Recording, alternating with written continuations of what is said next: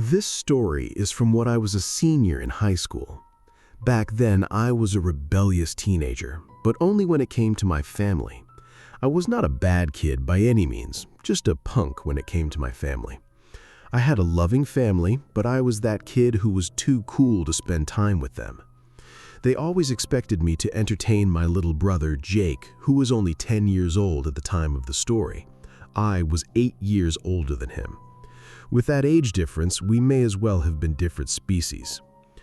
Whenever we would take trips, my family would usually stay somewhere on or near the ocean. We only lived about 5 hours from the coast, so it was an easy trip. This specific year, they decided to take a trip to Maine. Don't get me wrong, it was beautiful, and as an adult, I would love to go back. But as an 18-year-old, I thought that this was the worst trip we could ever take. Before I continue the story, let me just acknowledge that I know how much of a piece of garbage I was back then. Even as I write this, I can't believe how much of a little punk I was. We got to the house, and it was incredible. It looked like something out of a Stephen King novel, which was fitting because we were in Maine. It was a massive white house with green shutters that was deep within the trees. My dad even made the joke, "This is how most horror movies start, isn't it?" Probably not the best thing to say in front of a 10-year-old. But my brother didn't care. He was just as mesmerized by the house as I was. Inside the house was almost like a maze.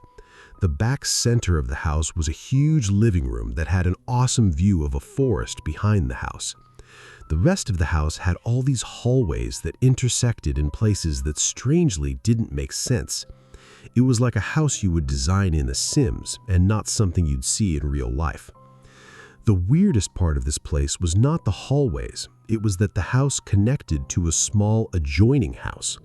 The house where the owner of the property we were staying at lived. His name was Hugh. He was, let's say, strange. He was tall and wore this very old sweat-stained bucket hat. His teeth were very yellow, but it wasn't his physical characteristics that stood out. It was his personality. He was goofy and loud, a bit eccentric even. He welcomed my family and acted very friendly toward us. He kept referring to how kind folks from Maine were. My family's polite and nodded along with him while he was talking to them. He told us that he was right next door if we needed anything, and other than that, we wouldn't hear or see him for the entire week. We weren't thrilled about having this person basically in the same house as us, but there was nothing we could do now, and we just decided to make the best of it. Well, my family decided to make the best of it. I was being the worst and telling my family that I wanted to leave. I was looking for any excuse to leave and come home. The first morning there, while we were eating breakfast, my parents told us that we were going on this great hike. I told them that I didn't want to go. After a little back and forth, they decided to let me stay at the house, and the three of them were going to go on the hike. The main reason I didn't want to go was that right before vacation, I had just started dating this girl, Danny, and I wanted to talk to her. I knew if I went on the hike, I wouldn't get service. So I ditched my family to text my high school girlfriend. I was telling Danny about the house and sending her pictures of the weird layout. When I told her about the adjoining house, she didn't believe me. I told her I was going to send her a video to prove it. At the end of one of the hallways was a door. I sent her a video telling her that behind that door is Hugh's house. She still didn't believe me, so I sent her a video. I went to open the door, assuming it would be locked, and it wasn't. The worst part of this was that the door to Hugh's was right next to the door to my bedroom. This guy's unlocked door that was right next to where I would be sleeping. I didn't love that. I ended up walking inside Hugh's house while on FaceTime with Danny. It was just a normal little house. The room I was in had a TV and a couch. Nothing spectacular. I heard a door shut from somewhere in the house, and I panicked and ran back to our side of the house. A few minutes later, Hugh was knocking at the door. He was still cheerful and goofy and asked why I was recording videos of his house. I tried lying and telling him that I was just lost, but he didn't believe me. He also didn't seem that mad. He told me that he had cameras in his house and he got alerted to one of the doors opening. When he checked it, he had me on video flashing my phone all over the room. I just told him the truth after that, and he laughed. He made some weird comment about how nobody in Maine locks their doors. I laughed awkwardly and said I had to go. He left, and you better believe I locked the door. Maybe people in Maine don't lock their doors, but where I'm from, you locked the doors and checked twice. Danny told me that she didn't trust this guy and that I needed to protect myself just in case. I carried a large wooden chair over to the door and basically propped it against the door as a makeshift lock. When my family came back, I told them about the weird interaction with Hugh, but they were more angry with me that I went into his house. They were right, but I still yelled at them anyway. My parents had only been back for maybe 30 or 40 minutes and told me to get ready because we were going out for dinner. Again, I protested and said I wasn't leaving. My parents were still a little upset about the Hugh thing, so they didn't bother fighting with me. They told me that they would bring food home for me. Not long after they were gone, the sun went down. I looked out the windows and it was pitch black, like no light at all. A couple of hours later, I was sitting on the couch texting Danny when I heard a loud crash. I sprang up right away. It sounded like it came from the end of the hall where Hugh's door was locked. I started putting pieces together in my head, and I concluded that the sound very well could have been the sound of the big wooden chair being knocked over. My first thought was that Hugh was trying to get in. I snuck over to the hallway, wanting to catch this creep in the act. It was too dark to see at the end of the hall. I flipped the light switch, and the chair was knocked over, and on the ground next to the chair was a backpack that wasn't mine. I ran to the screened-in front porch, locked the door that led to the inside of the house, and made sure the screen door to the outside was locked. I know it's not exactly a fortress, but it would at least give me time to make a move if I needed to. I sat in the fetal position on the ground under a patio table. I didn't know what to do, and of course I left my phone in the living room where I was texting Danny.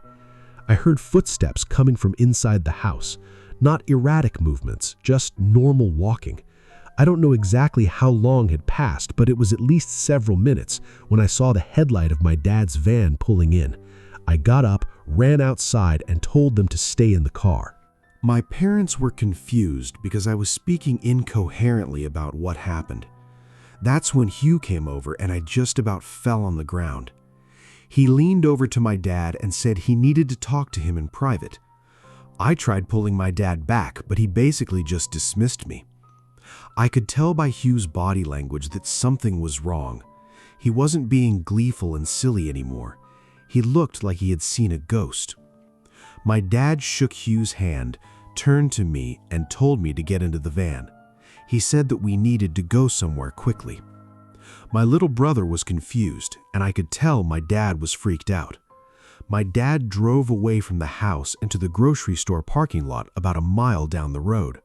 Just minutes later, we saw several police cars drive by the parking lot.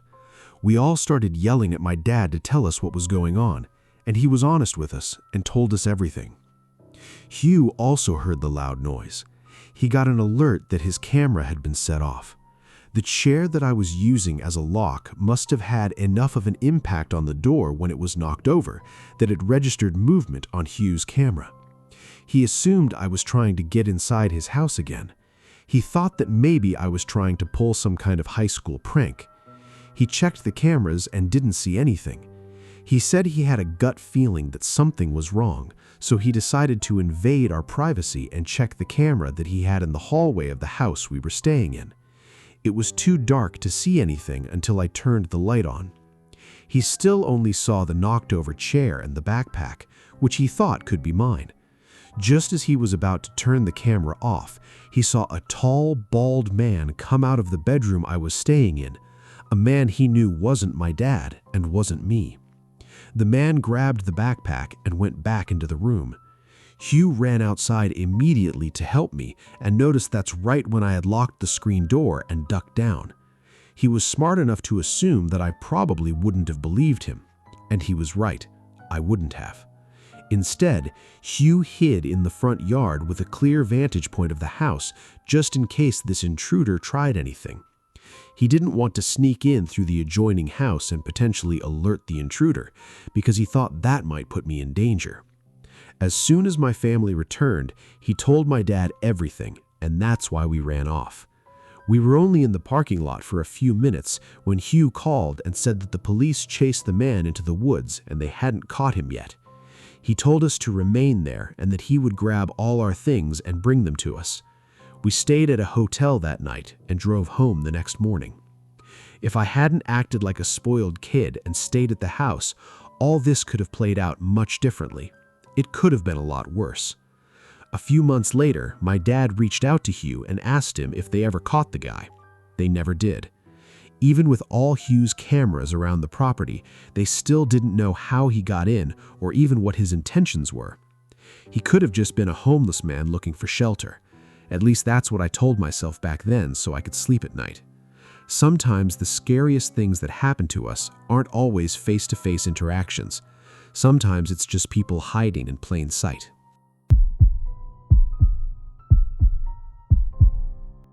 Every year, my family goes on this epic vacation together. We stay at my aunt and uncle's house that's right on the ocean in West Palm Beach. Their son Will is the same age as me, and we've always been good friends. It's also not just my immediate family. My other aunt and uncle join us and bring their kids as well. Their daughter Teresa is my best friend. We went all through high school together, and because we're the same age, have the same last name, and kind of resemble each other, everybody thought we were twins. We would love these family vacations because we would tell strangers that we were twins. As we got older, Teresa, Will, and I would party like rock stars on these family vacations. We would spend the day on the beach with the family, but at night, Will would take us to bars and clubs. Because he was the local boy, he knew all the hot spots. On one specific family vacation from a few years ago, the three of us witnessed something weird, something that still bothers me and freaks me out to this day. Teresa and Will aren't so freaked out. They think what we witnessed was some kind of prank or just a weird occurrence. I'm just not so sure. The trip was like any other West Palm family vacation. We were living it up. Once in a while on these trips, Will would accidentally have a little too much to drink. Maybe it wasn't accidental. The boy liked his drinks. But because of this, Teresa and I would know exactly when he hit his limits. That's usually when we would call it a night and find a ride home. I was always responsible for us getting home. I would only drink to a certain point and then spend the rest of the time making sure that Teresa and especially Will didn't end up in a ditch somewhere. On this specific night, Will started getting a little rowdy in one of the bars. He kept saying that because he was a local, he could run his mouth, but that's not a thing. He was making a lot of people inside the bar mad, and he ended up getting thrown out of the bar we were at. And I mean, he physically got thrown out of the bar by the bouncer. He was mumbling a little bit, but he was fine. He didn't hit his head or anything. I think his self-esteem was hurt more than anything. I told Teresa to watch him while I tried to find us an Uber or another way home. He kept calling me a buzzkill, and that's kind of how I knew it was time to go. I secured us a ride that would be there shortly. While we were waiting, I called my boyfriend and just told him about the night we were having. He laughed and told me to call him when I got back to the house. Just as I hung up the phone, Teresa ran over to me freaking out. She said she wasn't paying attention to Will while she was on her phone, and he got up and wandered off. The boy was in no condition to wander anywhere. I tried calling him, but his phone kept going right to voicemail, which is right on brand for Will. After a few minutes of running around the streets yelling his name, I heard Teresa shout at me that she could see him. Thankfully, it was Will. He was walking in a very crooked line and heading towards a swamp or forest or something. I don't know what you would call it in Florida. I don't know the difference between what qualifies as a forest or a swamp. It was a heavily wooded area with a lot of mud and dirt. I'm going to refer to it in the story as a swamp because I feel like that's more on brand for Florida. Anyway, Teresa grabbed him before we entered the swamp and started giving him a verbal beatdown. Will was laughing and acting like a toddler. As soon as Teresa let go of Will, he sprinted into the swamp. I don't know if it was adrenaline or rage, but without thinking, we sprinted into the woods after him. It only took us a little while to catch up. He was so messed up that he wasn't moving very fast. Using the flashlight from the cell phone, we were able to see just how dirty and gross this area was. Our feet were completely covered in mud. As we started heading out of the thick brush, Will, of all people, told us to shush. We both looked at him like we were going to smash him in the face. And before we could speak, he told us to be quiet again. He ducked down and looked scared. This was a completely different Will than 10 seconds ago. It didn't take us long to realize why Will got down. We heard shouting and screaming coming from somewhere in the swamp. It wasn't just normal screaming. At least to me, it didn't sound that way. It was like screams I've never heard before, and I haven't heard them since. The three of us just stayed quiet and stayed put while the sounds of these screams echoed all around us. We couldn't tell exactly where the screams were coming from, but whoever was screaming sounded like they were in trouble. Then, almost as abruptly as they started, the screams stopped. We didn't move. We stayed put in that muddy swamp for at least another 15 minutes. Then we sprinted out of the swamp as fast as we could and made our way back to one of the streets with the bars. We got a ride home and sobered up real quick. We tried figuring out what we heard so we could make a rational explanation. Anything we came up with wasn't good. Teresa came up with the idea to check out the swamp in the morning. During the day, she said, we could safely navigate the area and see if there was anything to be worried about.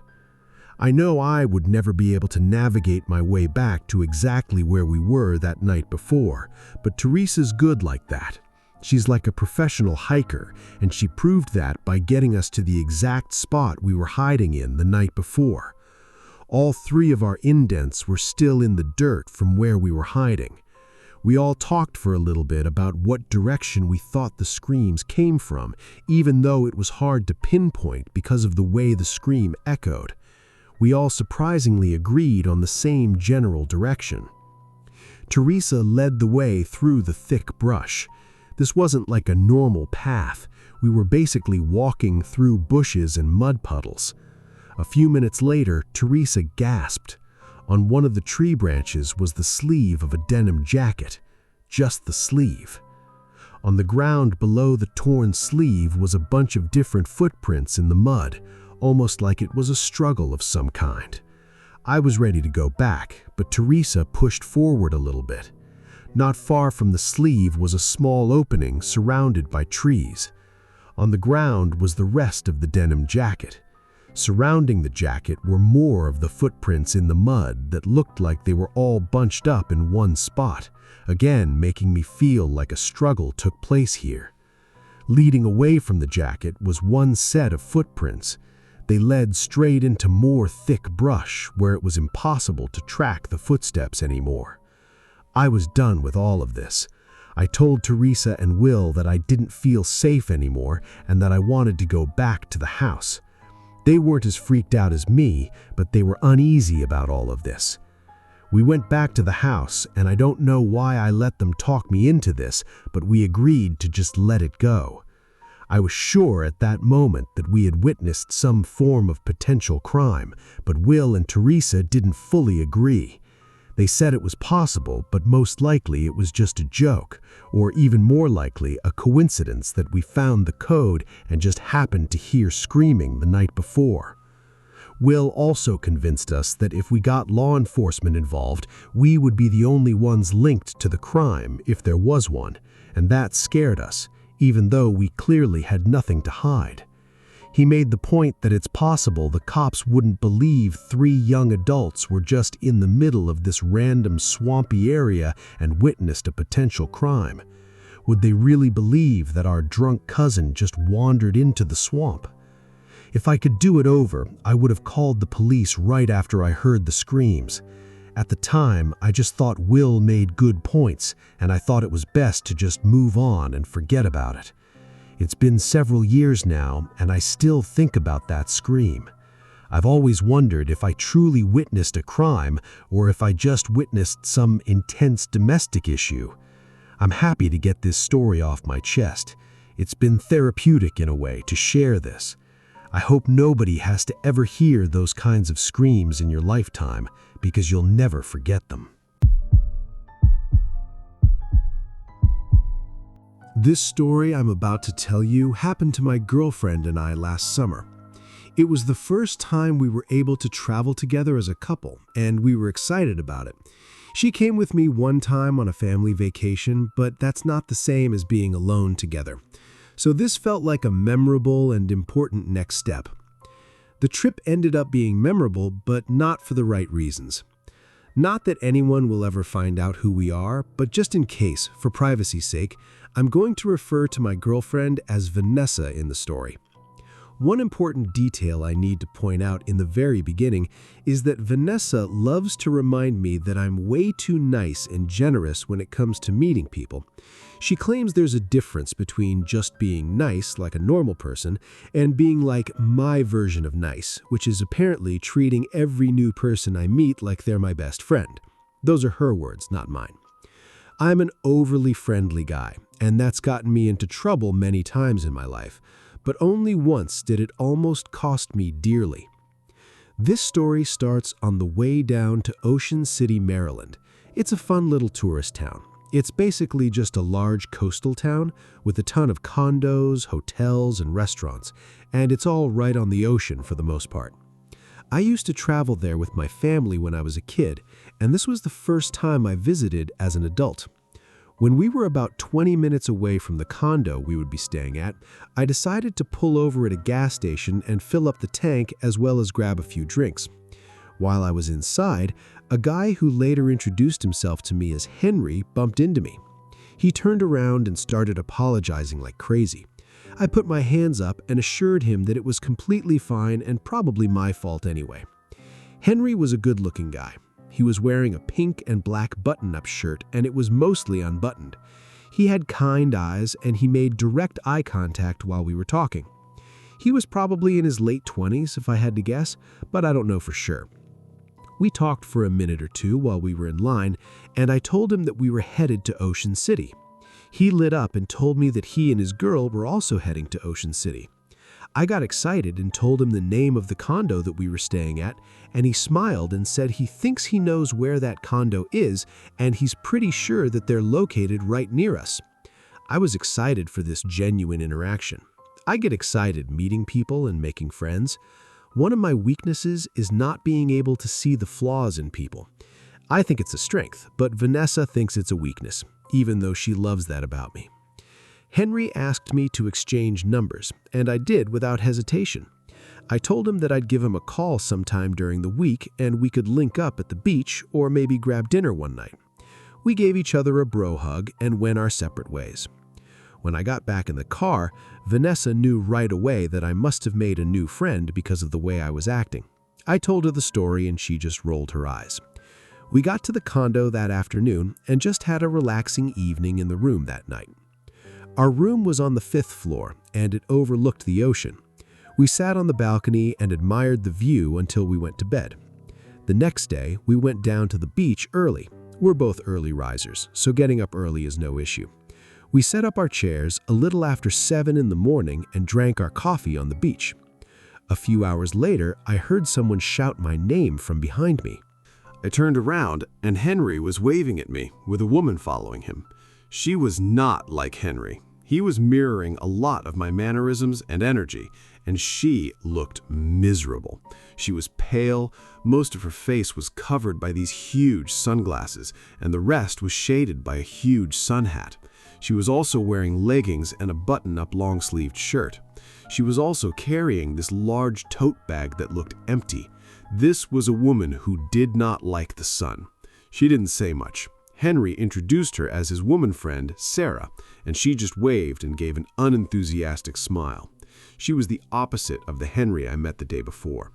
After an awkward introduction, Henry asked if they could join us, and of course we agreed. The more the merrier was always my motto. They didn't have chairs or beach gear. Henry just plopped himself in the sand while his woman friend stood there. I got up and offered her my chair, and she was hesitant for a second, but then took the seat. While we were sitting there, Henry told us they were staying in the building that was directly next to ours. My mind was blown. I couldn't even believe the odds of that happening. That was a major red flag for Vanessa, but not for me. We hung out for another hour or so and then went back to the room. Before we left, Henry kept asking if we could all go out tonight for a drink, but I could tell Vanessa didn't want to, so I just told him I'd call him if we decided to go out. When we got back to the room, Vanessa started to tell me about all her concerns. She said that Henry seemed fake and that he was giving her major creep vibes. She also said that Sarah was one of the rudest humans she'd ever met. She complained about the sun the entire time.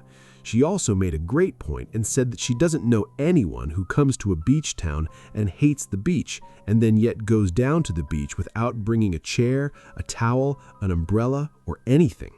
I told her she made great points and that I wouldn't call Henry the rest of the trip. The last thing I wanted was to ruin Vanessa's vacation. That night, I was sitting on the balcony smoking a cigar, even though that wasn't allowed. It was late, but I'm not sure of the time. I was looking down on the beach, and I swore I could see Sarah down there, walking alone. I mean, she had the big tote bag, the big hat, and the same outfit from earlier. I was just too far away to be sure. I went back inside and got ready to call it a night. Vanessa was already in bed. I went to make sure the door was locked, and I thought I could hear someone talking coming from outside the door. This alone wouldn't be concerning as there are several condos on the floor, but the talking sounded like it was coming from right outside my condo. I tried to listen, but it just sounded like incoherent mumbling. I got close to the door to check it was locked, and before I could grab the doorknob, I noticed it shook as if someone was trying to open it from the other side. Instead of running or freaking out, I just politely shouted that they had the wrong room. I heard the sound of footsteps running away after I said that. I had just assumed that maybe somebody had mistakenly tried to get into the wrong room. After all, accidents happen. I stayed awake a little longer just to make sure I didn't have another surprise guest. Nobody else came to the door, and I went to sleep. The next day, the same thing happened. Henry and Sarah seemingly came out of nowhere and joined us on the beach. They were wearing the same clothes again. Normally, that wouldn't be weird on the beach if you were wearing a bathing suit or something, but Henry and Sarah were not wearing bathing suits. He was still wearing the same outfit I saw him wearing at the gas station, and she was wearing the same outfit from the day before. We didn't spend a lot of time at the beach on this day. I could tell Vanessa was all done with these two. I politely told Henry that her and I were going to go back to the room for a while and then have a romantic dinner out. I told him that I'd text him if we were down to grab a drink later. He seemed overly excited for some reason and let us go. While we were getting ready to go out, I looked out the balcony and I saw Sarah standing on the ground where the beach meets the patio of the condo building. She wasn't facing the building, she was facing the ocean. It was weird that she was in front of our building and not where they were supposedly staying. But the weirdest thing was that Henry was nowhere to be found. She was by herself. I watched her for a little while, which made me feel like a creep. A few minutes went by, and Henry emerged from what looked like the bottom of our building. I watched him go over to Sarah. He started waving his hands around and then stormed off in the opposite direction from where they were staying. Sarah waited a few seconds and then followed him. That whole interaction felt weird, but who am I to judge? Once Vanessa was ready, we left the condo and went out to eat. While we were out, my phone kept ringing. It was Henry. I didn't answer it. After dinner, we started walking back to the condo since we were only a few blocks away. Henry called again. Vanessa told me to just text him back and tell him we're going to bed so he stops calling. So I texted him and said that we were walking back from dinner and that we were going to bed early.